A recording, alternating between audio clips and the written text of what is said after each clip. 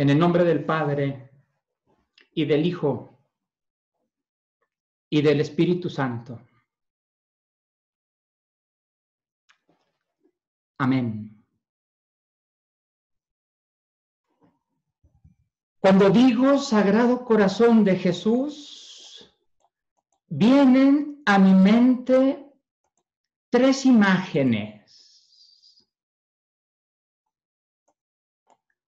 La primera imagen es de la casa de los abuelos paternos. Ahí en la sala, en la pieza, como decían mis abuelos, estaba una imagen del Sagrado Corazón de Jesús pequeñita y decía mi abuelita Chayo, mamá Chayo, paz descanse, ahí vaya y pídale al santito. Era el santito. La segunda experiencia que viene a mi mente es la parroquia del Sagrado Corazón de Jesús, donde yo fui fiel, porque ahora la parroquia a la que pertenecemos, Santo Cristo, pues se desprendió justamente de la parroquia del Sagrado Corazón. El actual párroco, Ignacio Mendoza, le toca hacer la erección del templo del Santo Cristo. Y ahí, presidiendo la parroquia, el templo parroquial, este es el corazón que tanto ha amado al ser humano. Y una imagen del Sagrado Corazón, que siendo yo seminarista, estudiando filosofía, yo creo que fue lo que no me quitó la fe, ¿verdad? Esas tres imágenes vienen a mi mente cuando digo Sagrado Corazón de Jesús, y luego se me hacía como de viejitas que dijéramos en vos confío. Y siempre me pareció sugerente la imagen del corazón. Un teólogo, el teólogo alemán, jesuita, filósofo y teólogo de los grandes maestros del Concilio Vaticano II, Karl Rahner, dice que existen protopalabras. O sea, palabras que van más allá de lo que se dice y que tienen un profundo significado, protopalabras que están al inicio de otras tantas realidades. Una de ellas es corazón. Lamentablemente esta palabra o protopalabra, corazón, la hemos abaratado, ¿no? Son de esas palabras que vamos abaratando porque las escuchamos y las decimos con tanta fluidez y con tanta naturalidad que se nos hacen costumbre y rutina. Te amo con el corazón, te daré mi corazón, aquí está mi corazón. Hoy les quiero invitar a que redescubramos que cuando decimos corazón de Jesús, no nos estamos refiriendo solamente a un órgano rojo que bombea la sangre para todo el cuerpo. No, sería reducir la persona de Jesús. Corazón es una protopalabra, entonces nos vamos a referir a la persona de Jesús, a Jesús mismo, a quien el Papa Francisco le llamó la entraña misericordiosa del Padre, que se representa, claro, con el corazón, pero no es solamente un órgano físico. Y vamos a compartir 4 detallitos durante esta noche, una breve introducción, un poco sobre los profetas de la esperanza, que me parece que es a lo que estamos llamados hoy en tiempos de COVID y de post-pandemia. Y luego el centro de nuestro encuentro en la reflexión que quiere ser mujeres y hombres de corazón traspasado.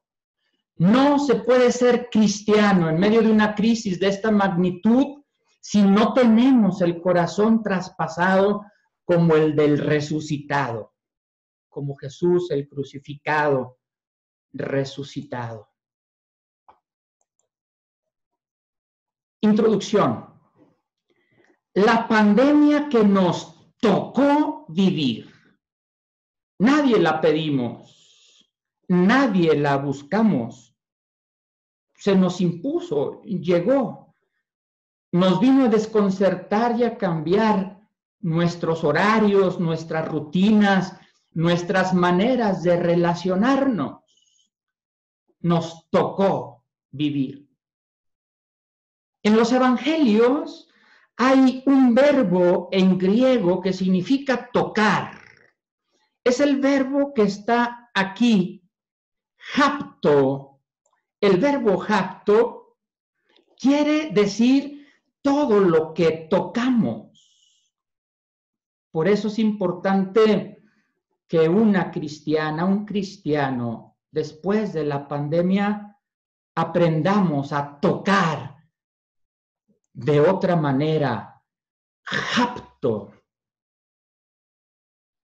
Esta expresión del Evangelio de Marcos la recuperó en el siglo XVI San Juan de la Cruz, místico español, y a Jesús le decía: Jesús de Nazaret, tú eres el toque delicado de Dios. Hapto. Entonces no es lo mismo que nos haya tocado una realidad que acercarnos a tocar esa realidad. Lo otro puede ser fortuito, es una coyuntura, pero que nosotros nos aproximemos con conciencia a hapto, tocar, es otra realidad. Hapto significa tocar, pero no solamente un tocar para luego irme, como aquel jueguito de niños, ¿no? Las traes y no me las pegas.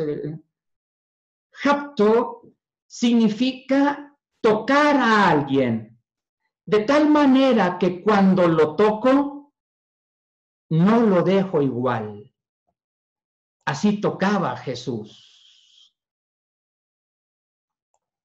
Cuando Jesús toca a alguien, lo transforma, no lo deja igual.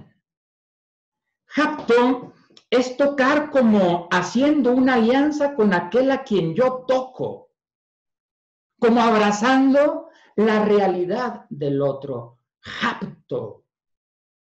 En una ocasión estaba yo predicando en Estados Unidos cuando los escándalos de abusos sexuales por sacerdote.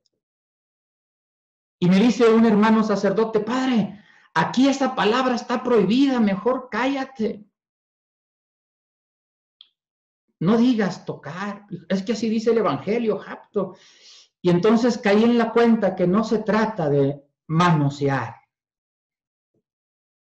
Jesús no manipulaba, Jesús no manoseaba, Jesús no lastimaba con sus manos, Jesús hapto, tocaba, hacía alianza, acariciaba la carne débil de los leprosos.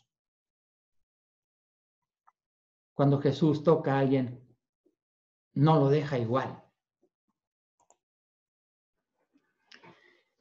Un segundo momentito nuestra reflexión. Profetas de la esperanza. Ante esta crisis sanitaria que ha venido a sacudirnos y a hacer una crisis integral, hemos de volver a las fuentes, a la raíz de nuestra vida cristiana que está en el bautismo.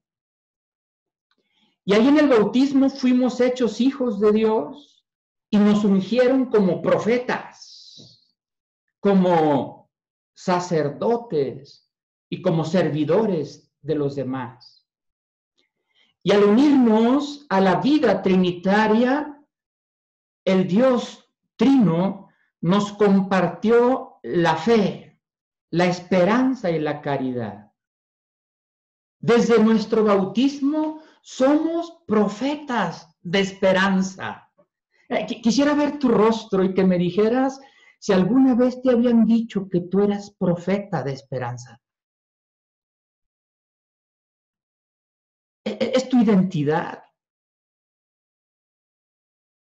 El detalle está en que se nos olvida o todavía no nos la creemos. Desde el día de tu bautismo, María Luisa, Rubén, profeta. Desde el día de tu bautismo, Elena, Miriam, profeta. llamados a suscitar esperanza en medio de la humanidad. Profeta, Laura. Profetiza, Rosario. Profeta, Claudia. Profeta de la esperanza, Jacqueline. No es algo que nos apropiemos, es un regalo del buen Dios. Ser profetas de la esperanza desde el día de nuestro bautismo. Qué bien nos hace ir a nuestras identidades, a nuestra identidad más profunda, a la fuente de donde bebemos, la Trinidad. El Padre, el Hijo y el Espíritu Santo. Buenas noches, profetas de la esperanza. Esta noche queremos profundizar en esta realidad. Soy profeta. ¿Y qué he hecho con este carisma, con esta vocación, con este don que Dios me ha dado? Estamos ante una situación humana que ha venido a destrozar estructuras y es un tiempo propicio para ejercer nuestro ministerio de profetas. Y con esta característica, profetas de la esperanza. ¿Quiénes fueron los profetas de Israel? Esta palabrita que nosotros decimos sacramentos tiene una historia etimológica muy interesante. En español, acá para la banda, sacramento, ¿no?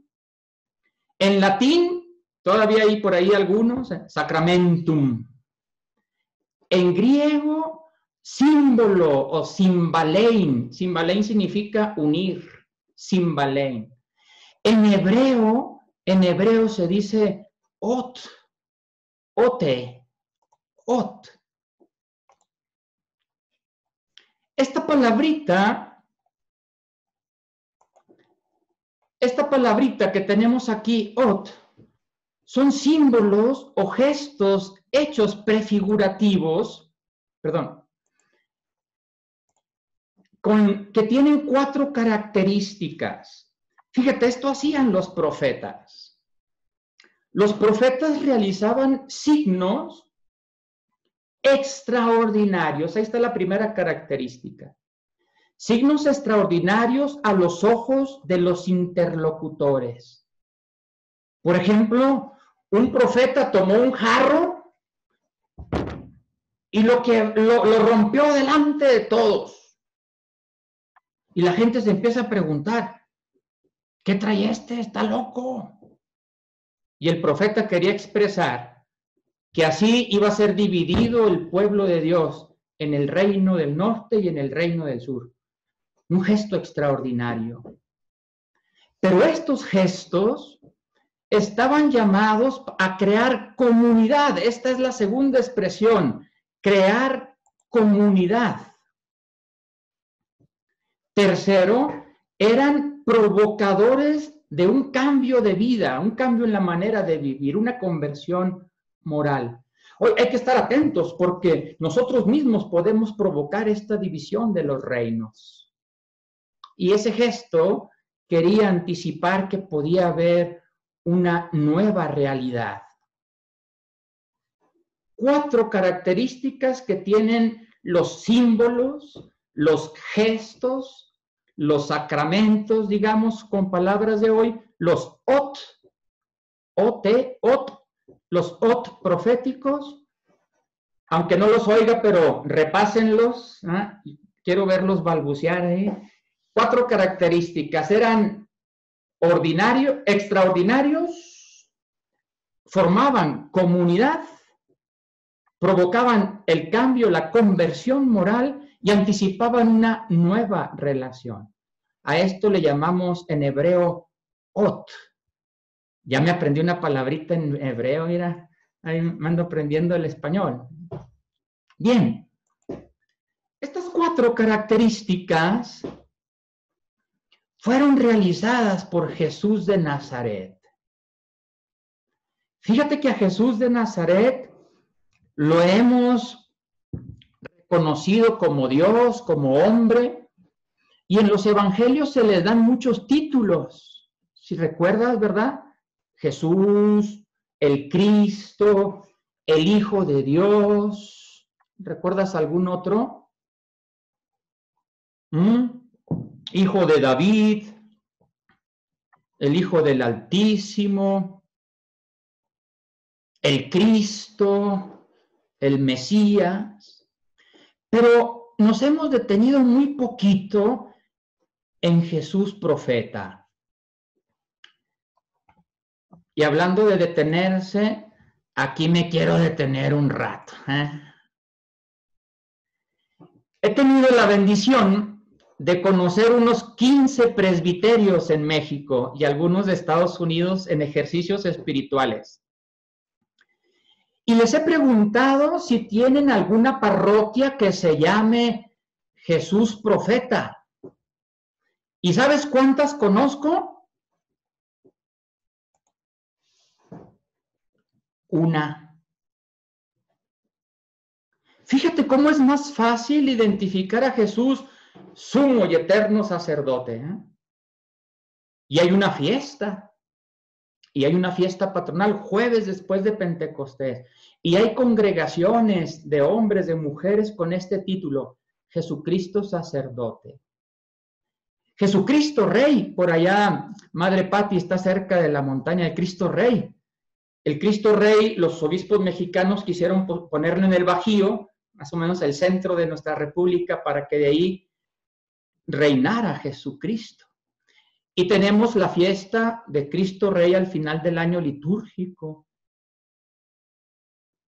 Pero como hablar de profeta es hablar también de compromiso. Es hablar de una entrega de la vida. Me parece que ahí vamos careciendo de una teología que nos haga construir templos con otros nombres.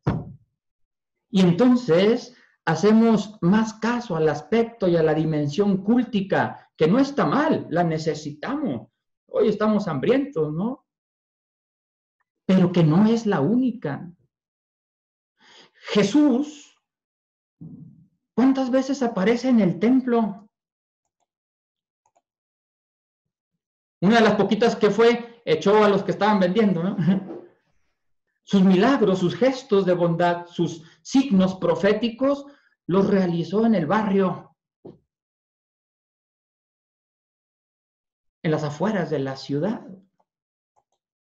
Jesús no pertenecía a la tribu sacerdotal, a la tribu de Leví. Jesús no entraba a oficiar al templo. Es difícil entonces ubicarlo como profeta, pero parece ser que este título era el que a Jesús le decían sus contemporáneos. Un gran profeta ha surgido entre nosotros. Dios ha visitado a su pueblo, decían. Y luego cuando caminaban aquellos dos hombres desesperados y desilusionados, los de Maús, ¿qué es lo que te ha pasado? Pues un profeta poderoso en obras y palabras que desde que iba a resucitar.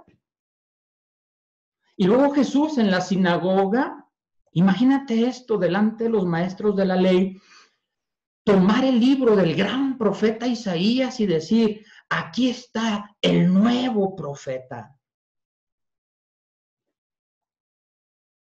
Reconocer a Jesús como el profeta Galileo nos lleva a una nueva dimensión de nuestra fe bautismal. Entonces, nos podemos preguntar, ¿cuál fue la decisión más importante que Jesús tomó en su historia? Dejarse bautizar por Juan. En tiempos de Jesús, los discípulos andaban en busca de maestro. Jesús viene a revolucionar todo esto y toma la iniciativa y llama a los suyos. Pero él como discípulo tuvo que escoger maestro. Y entonces yo creo que recorrió las propuestas que había. Y en una ocasión se acercó con un grupito que se llaman saduceos. Estos no creen en la resurrección, mejor me voy por otro lado, ¿no? Y luego conoció a los fariseos y dijo, no, estos son muy cuadrados, ¿verdad? Me salió bien lagunero. Estos son muy cuadraditos, no, no, no, no. Y luego conoció a los esenios, no, estos monjes nomás se la pasan en las cuevas rezando. Y luego conoció a los esenios, estos son bien peleoneros, ¿no? Los celotas, perdón. Entonces conoció a su primo que predicaba el profeta.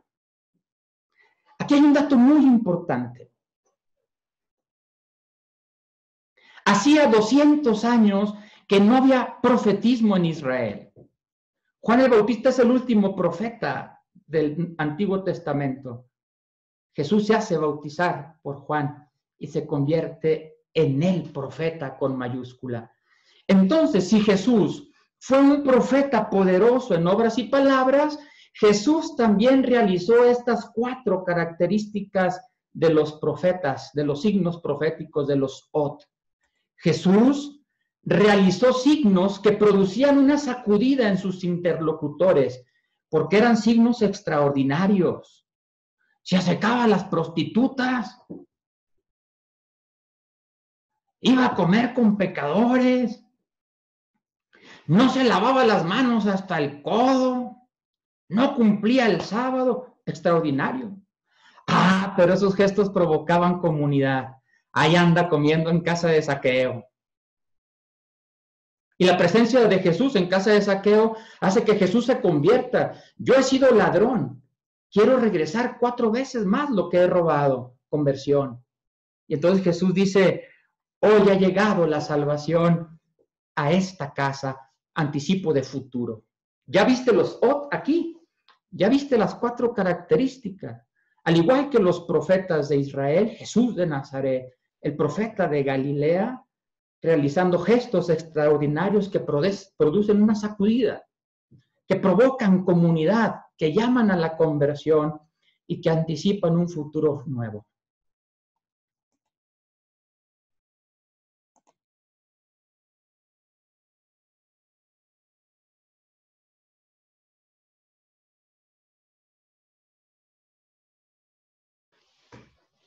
¿Viste la anterior diapositiva? Hazme así. ¿La viste? ¿Sí la pudiste ver? Ajá.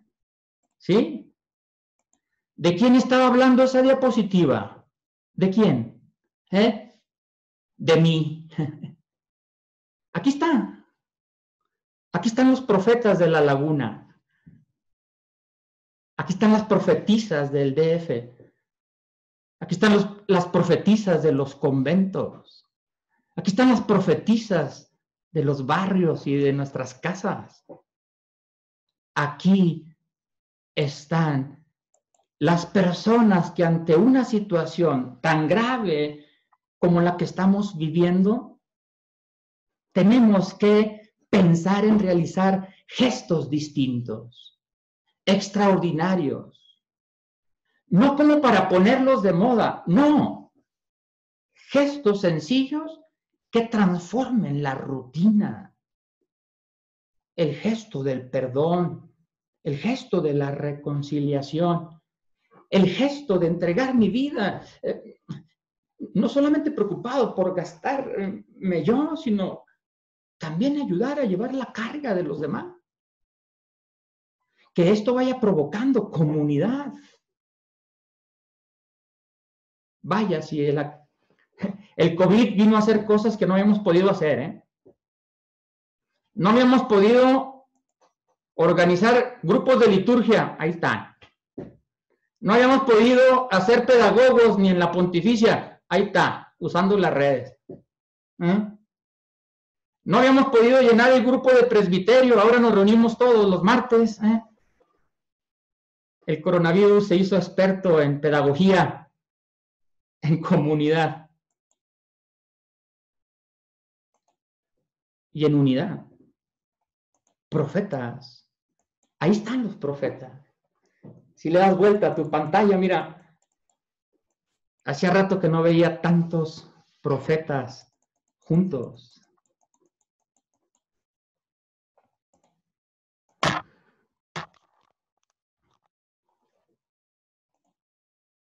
Entonces Jesús, con sus actitudes, con sus gestos, con sus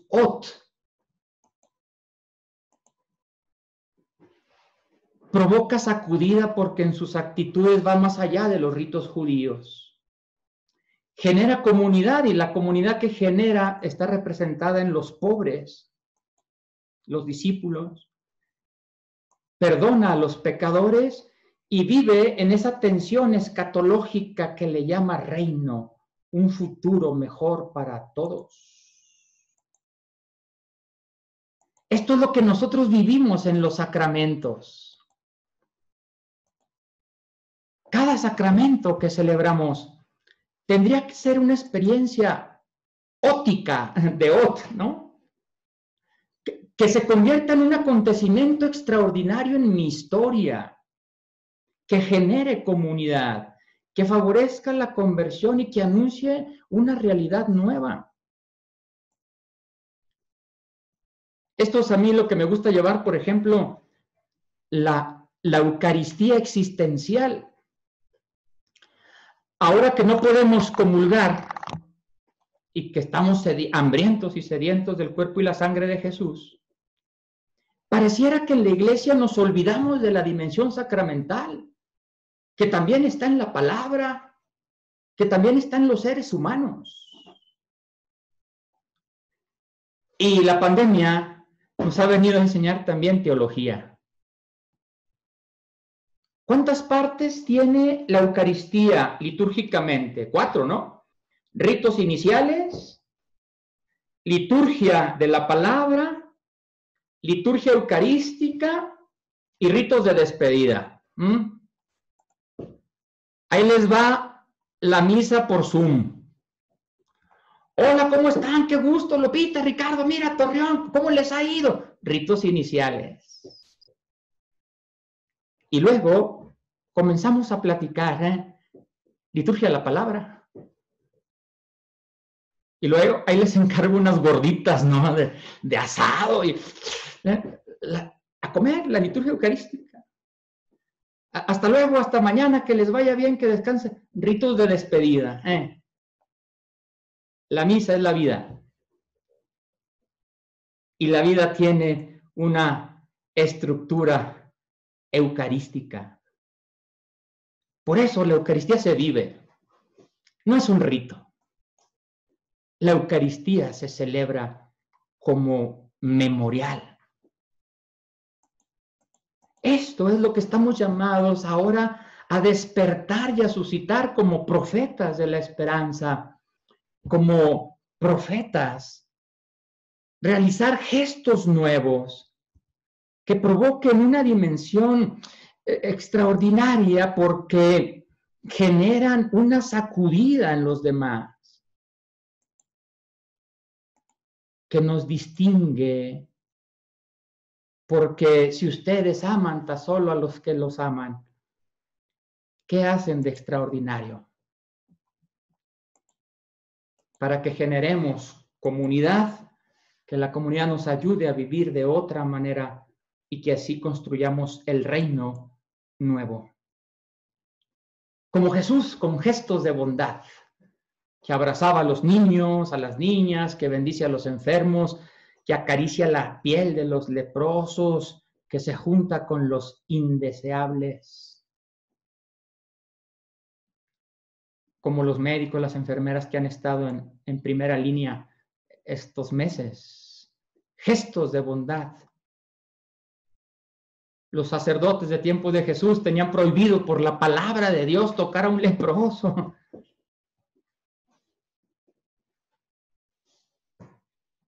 Gestos que transformen. Ser profetas de la esperanza nos lleva a decidirnos a dar un paso de calidad en esta pandemia.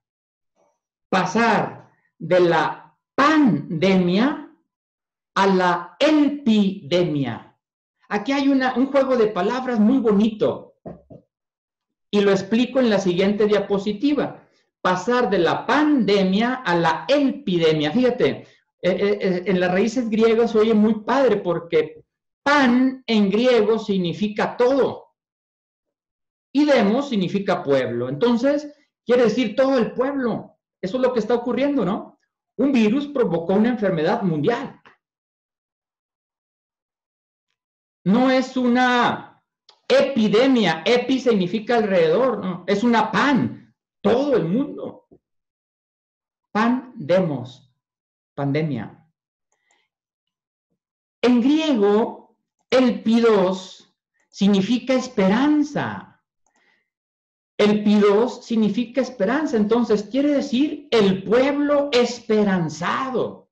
O también la esperanza de todo un pueblo. Es lo que los creyentes en Cristo Jesús, vivo y resucitado, queremos suscitar.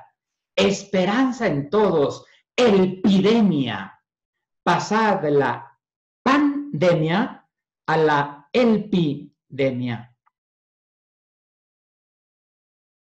Contagiar la esperanza. Esta es una frase del Papa Francisco en su mensaje de la Pascua este año. Contagiar la esperanza, recuperar nuestra identidad de hijas e hijos de Dios, encontrar signos de vida en nuestro interior, en nuestra familia, en nuestra sociedad, en nuestra amada iglesia, encontrar encontrar acontecimientos sencillos pero extraordinarios que vienen a sacudirnos de nuestra modorra espiritual y de nuestra mediocridad cristiana.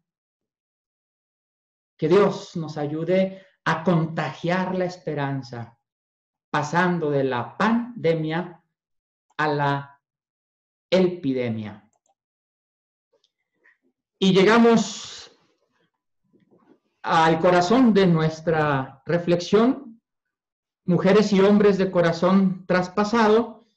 Si dijimos que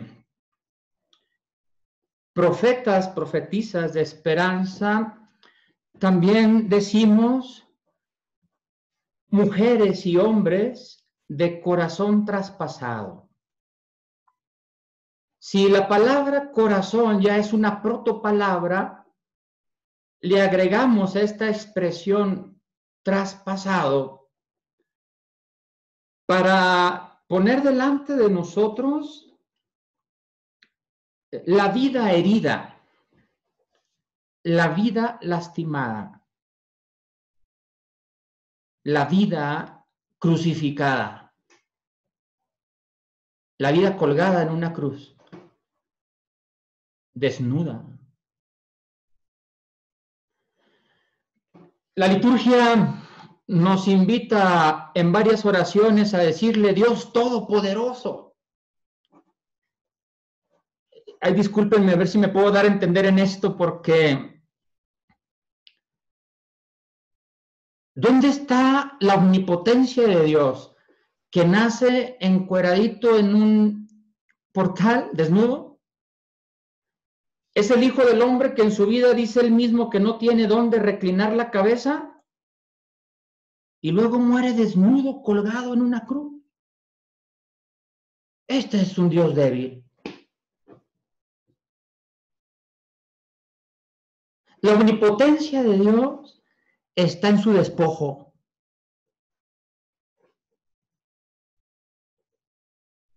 Se anonadó tomando la condición de siervo, dice Pablo en la carta a los filipenses. La expresión más cruda, más fuerte y más real de la humanidad es la muerte. Y San Juan reporta que ahí en la cruz le atravesaron el costado. No hay otra manera de amar que con el corazón traspasado, que se convierte en grieta donde se pone la semilla para que fecundice, como la tierra, que tiene que recibir los dientes del arado para abrir surco. y depositar la semilla. Ustedes saben bien de esto, mamás.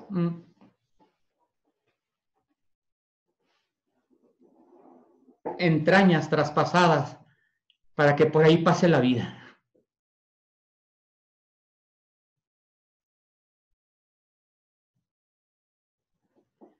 Una teóloga, amiga mía, me corrigió, me dice, cállate, Ramón, cállate, ¿qué vas a saber tú de las entrañas? Eres cura, eres norteño,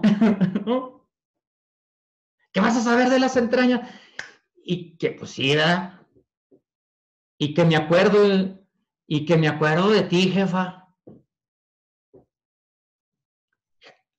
Mira, mi hermana, de las entrañas yo sé algo porque viví 9 meses en una.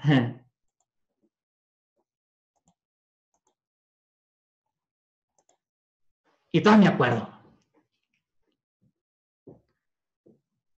Cuando voy a Torreón, lo primero que hago a ver a mi jefa es darle un beso en la panza. Ahí están las entrañas abiertas para que yo viva. Este es el corazón que tanto ha amado al mundo. No hay otra manera de ser cristianos si no es al estilo del Cristo traspasado.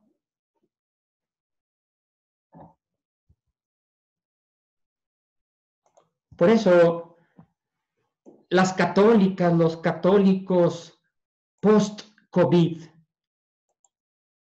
tenemos una enorme misión de entregar el corazón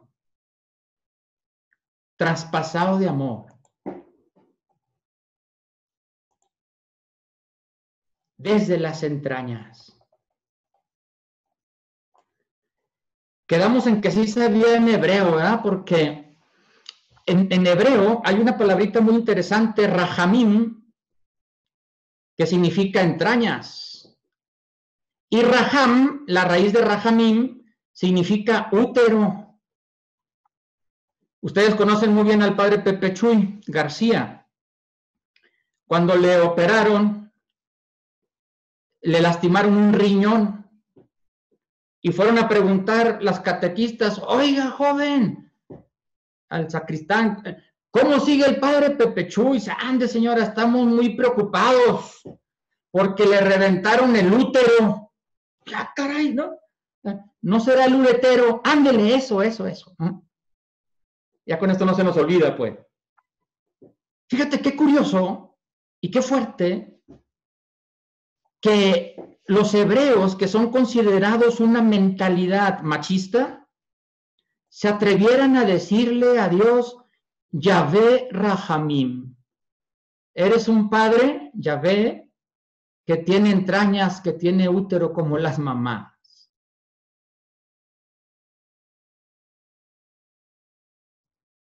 Raham.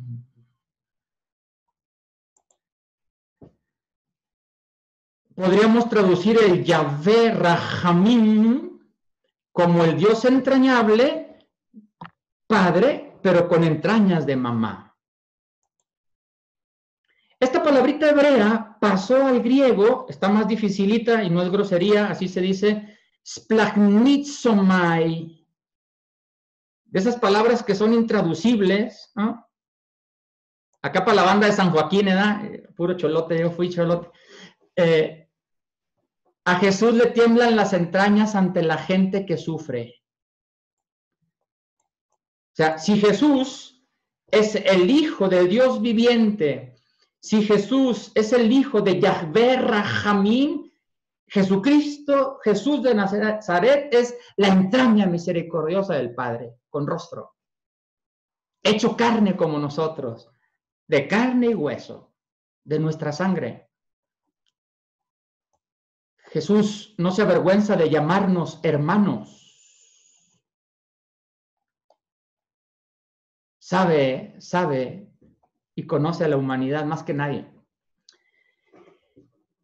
Y aquí está la clave del corazón. En hebreo, corazón se dice lev. Lev. Y fíjate cómo esta protopalabra pues la hemos abaratado, y es bueno que vayamos a su origen bíblico porque es muy importante, porque en la Biblia como órgano físico casi ni se menciona. O sea, como algo rojo que bombea la sangre, casi no se entiende así. Pero sí se entiende en un sentido simbólico, figurado, ojo, para designar la realidad más profunda de la mujer y del hombre en todas sus manifestaciones y facetas. A ver, designar la realidad más profunda de la persona en todas sus manifestaciones y facetas. Imagínense que en la misa dijéramos, levantemos nuestra realidad más profunda. Lo teníamos levantado hacia el Señor, ¿no? Echamos a perder la palabrita. El corazón, el corazón. Celebrar a Jesús de Nazaret en su sagrado corazón es celebrar la realidad más profunda de Dios y hombre verdadero en Jesús de Nazaret. Entonces damos un pasito más de la mera devoción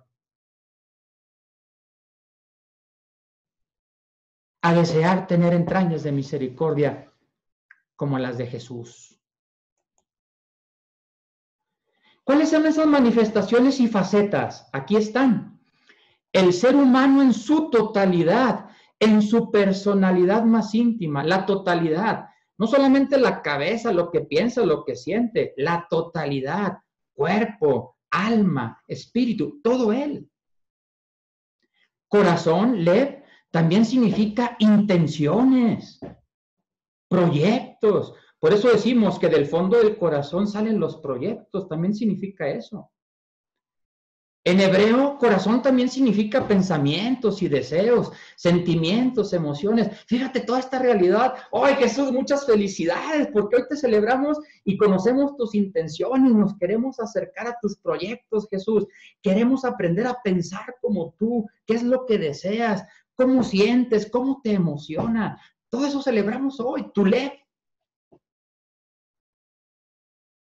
Hoy es día del Lev de Jesús, del sagrado Lev de Jesús, para meternos en toda su experiencia vital, no solo en un órgano físico. Ve cómo transforma todo esto una fiesta patronal.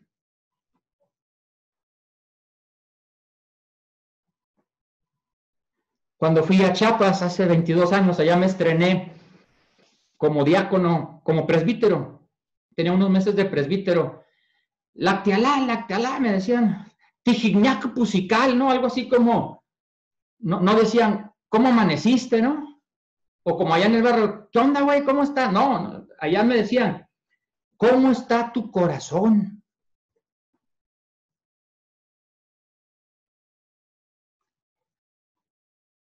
Muy fuerte. Los indígenas no preguntan, ¿qué onda? ¿Cómo está, vato? ¿Qué onda? ¿Qué había? Chido, órale. El indígena te pregunta por tus intenciones, por tus proyectos, por tus sentimientos y emociones. ¿Cómo está tu Lev? ¿Cómo está tu corazón? Entonces, Lev, fíjate lo que significa.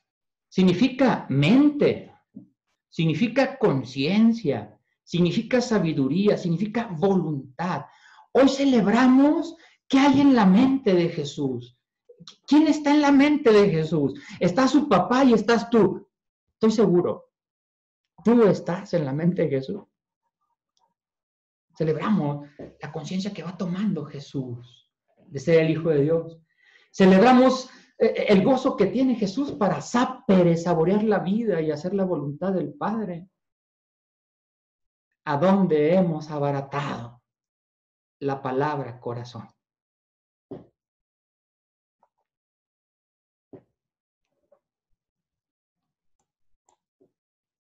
Por esta razón, no debemos extrañarnos que también en el Nuevo Testamento se sitúa en el corazón la nueva vida recibida de Cristo y del Espíritu. Yo haré llevar a sus corazones en lo más profundo y haré ahí suscitar el gozo de Dios. Gálatas 4:6 Efesios 3:17. Pondré mi ley, dicen los textos, mi ley en lo más profundo de su corazón.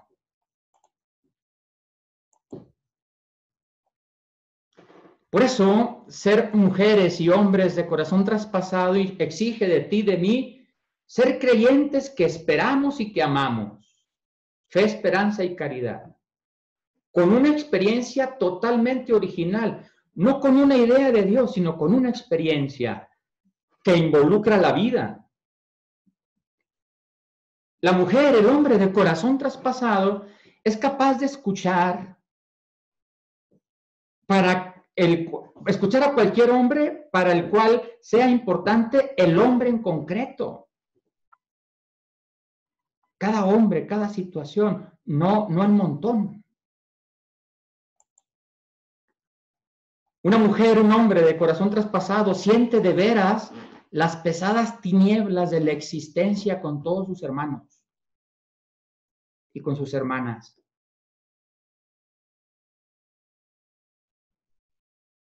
Pero sin olvidar que esas tinieblas tienen al tiempo su primer principio y su feliz consumación en el misterio de aquel amor que triunfa por medio de la incomprensibilidad de la cruz. ¿Qué hace Dios colgado en una cruz? Nuestro Dios débil, todopoderoso desde su debilidad. Por eso, una mujer, un hombre de corazón traspasado, post-COVID,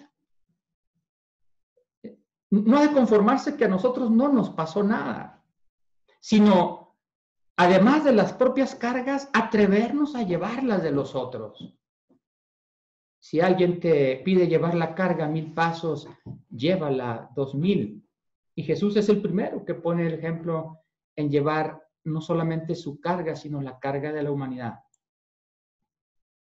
¿Qué significa entonces, seguimos profundizando, este corazón traspasado? Solamente un corazón traspasado puede proporcionarle la energía necesaria para la misión.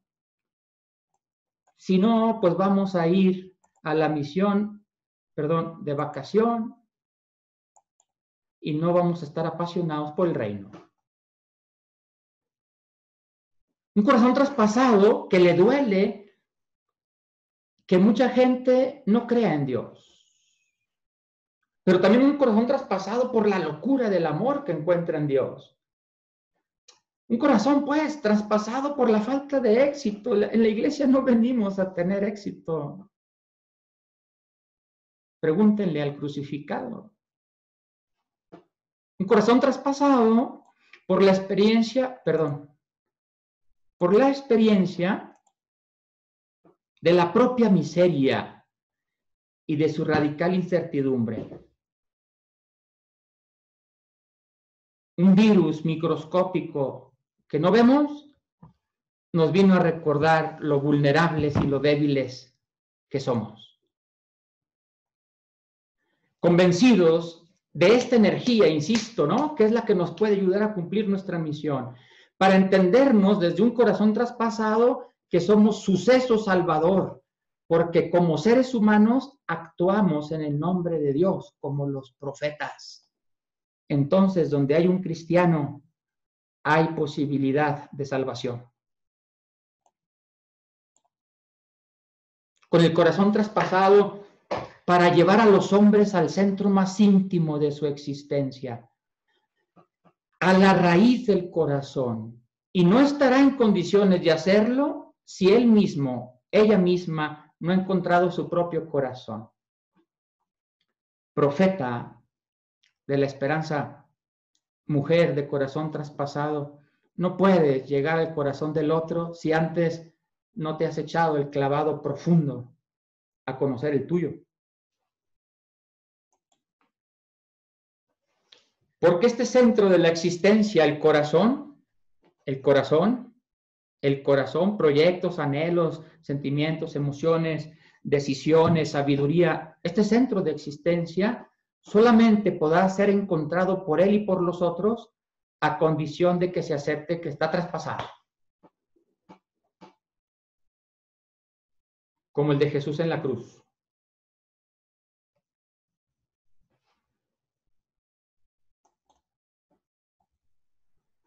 Pero por la incomprensibilidad del amor que ha tenido a bien triunfar exclusivamente en la muerte. El Padre no dejó a su muchacho colgado en la cruz. Le llenó de vida y vida para siempre.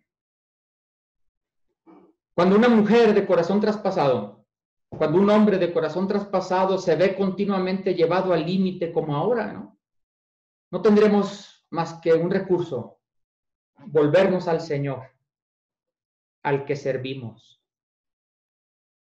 Porque si nos lo enseñó Jesús, cuando Jesús llega a saludar a los suyos, le saluda la paz y lo primero que les muestra son sus heridas. Y ven, Tomás, mete tu mano, aquí está mi corazón traspasado. Hoy celebramos a este Jesús. Conclusiones. Ser mujeres, ser hombres de corazón traspasado implica, me parece, con esto voy concluyendo, 4 cosas.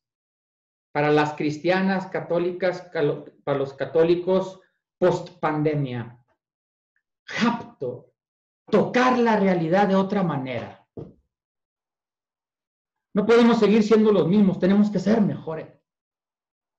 Mismos ya éramos, si salimos igual de esto. Segundo, realizar gestos proféticos de bondad. Los OT, extraordinarios, que provoquen comunidad, que provoquen cambio, que anticipen otra realidad. Tercero, contagiar la epidemia, ¿te acuerdas? Elpidos. Hacernos expertos en la esperanza. Esperanza contra toda esperanza. Y una cuarta expresión, desde el corazón traspasado, al estilo del crucificado resucitado. Sus llagas nos han curado.